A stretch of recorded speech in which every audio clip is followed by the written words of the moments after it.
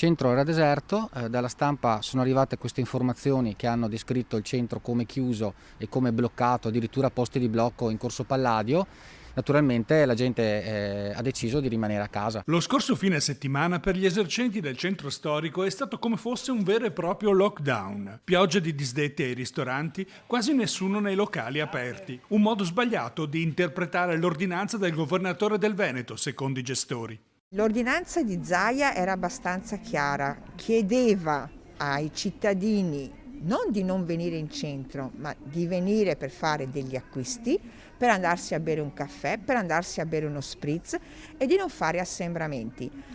Però la cosa forse è stata capita un po' male o anche trasmessa male dai giornali, da qualche TV, perché è stato vietato venire in centro, proprio dicevano alle persone di non venire in centro. Ma non è questo, l'obiettivo di Zaia non era questo. Noi di Rete Veneta abbiamo sempre insistito sulla necessità di far convivere le attività economiche con le regole sanitarie. I locali, se hanno spazi organizzati con un gestore che risponde del rispetto delle norme, possono essere presidi di sicurezza.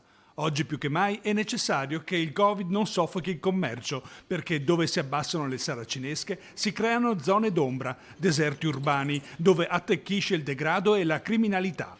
Ecco perché anche oggi sosteniamo gli esercenti nel loro appello a ristabilire un equilibrio nella comunicazione, senza accentuare eccessivi e costosi allarmismi. A scapito nostro, noi eravamo tutti aperti, con gli orari naturalmente predisposti dal protocollo nuovo e con quindi un danno in più oltre a quello che abbiamo già avuto nei giorni precedenti. In centro si può andare, vai a berti il caffè, vai a farti l'aperitivo, vai a pranzare nei nostri ristoranti, vai a farti l'acquisto. Perché è ancora possibile, ovviamente rispettando le regole previste. Sicuramente è rispettando le regole, prima di tutto rispettiamo le regole, però andiamo in centro, non abbandoniamo la città.